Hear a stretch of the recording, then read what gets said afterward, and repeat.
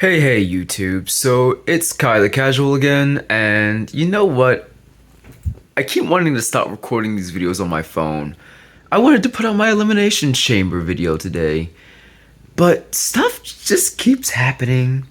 WrestleMania season is still upon us, and Monday Night Raw tonight, I gotta do a quickie review.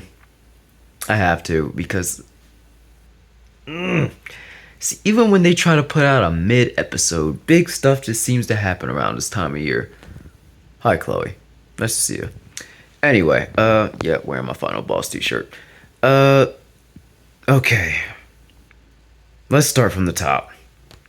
CM Punk's big promo at the beginning of the show. Put that pipe bomb in his hand, Get him on the mic. Next thing you know, the show just begins well. He talks about John Cena's heel turn. He talks about Seth Rollins. He talks about The Rock. He's got beef with all these guys now after Elimination Chamber. Go watch the clips. I'm not gonna spoil what he said. Go check it out. But the man put a mic in his hand and he's on fire. And the last person he addresses is Seth freaking Rollins. And of course, after he's done talking him down or talking him up, his music hits.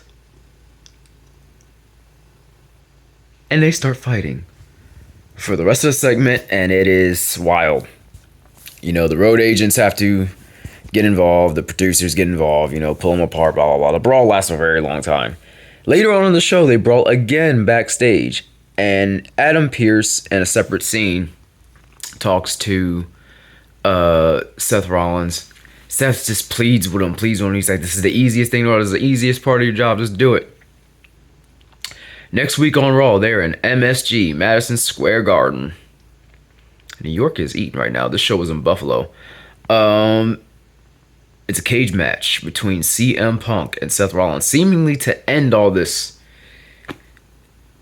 But what after? Again, I still theorize.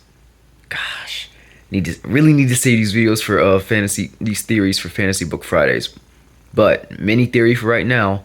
Punk calls in the favor, and the WrestleMania main event becomes a triple threat.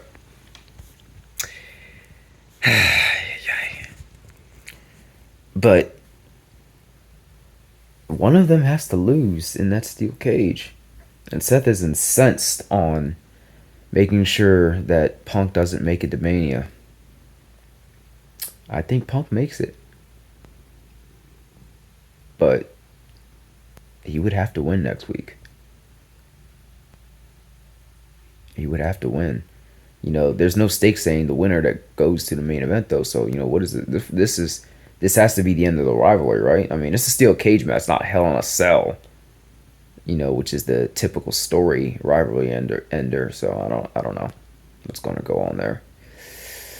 There are a few other title matches on tonight. No titles change hands between the women's match with Ivy Nile and Lyra Valkyria. Good match. The tag team title match with the Creed brothers and the Viking Raiders. All good stuff. But I'm here to talk about the really big stuff. So here goes. We had a women's world title match between Rhea Ripley and Io Sky, and kind of Rhea paying back Io for accidentally ruining her, Elimination Chamber qualifier chance. So she was like, I'm going to give you a title shot after the Chamber. Looks like she lived to regret it, because in a shock title change, Io Sky wins from reversing a super avalanche riptide attempt on Rhea, and then does the over the moonsault. 1, 2, 3. New champion. Io Sky is going to WrestleMania to face Bianca Belair. I have a couple of theories why this might happen. Why this may have happened. And again, I'm no know-it-all. I am a casual like most of us. But I think Rhea Ripley might have been working hurt the last few weeks. She's had on-screen appearances on Raw, comes out, does their entrance, whatever, keeps the crowd happy, but she hasn't been having matches. But she's a champ, so it's not too abnormal. Sometimes they just save them for the PLEs. But I don't know. The other thing is that her husband is Buddy Matthews, who was recently injured in AEW, and they just might want time together to heal up, help him heal. And again, I don't know if she's still hurt or whatever. I think she came back very quickly from that facial injury that she had uh, last year or whatever. And she came to the Games, and she had the protective mask on under the demon mask. Uh, but then she took it off, or not under the demon mask. I think the demon mask was supposed to be the mask to protect her, but she took it off during. And then I think she had another shoulder injury before that. She had really bad luck, and she's been carrying the women's division. So maybe she just needs time off. Io Sky is not a bad rep though, and I will never be mad at seeing Io Sky hold a title. So then what happens at Mania between her and Bianca? And does Bianca turn heel with the current storyline she's got going with Jade and Naomi? Who knows, but I'm excited to watch. And SmackDown is in Philly this Friday. I might try to go, maybe, and I might vlog it. Jade Cargill is supposed to be addressing the drama from the Chamber. Randy Orton's on the show. Should I do it? I don't know. That money though.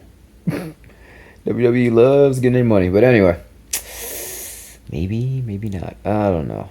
But yeah, I just wanted to hop on here real quick and talk about this.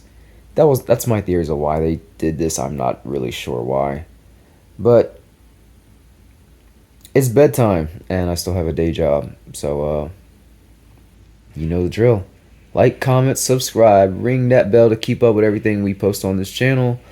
No, this is not completely a wrestling channel. We will have some gameplays coming soon. We have a movie review with a friend of mine coming soon. So stay tuned for that stuff. And you know the drill. Like, comment, subscribe. Share it up. Ring that bell to keep up with us. And keep it casual. Love y'all. Have a good night.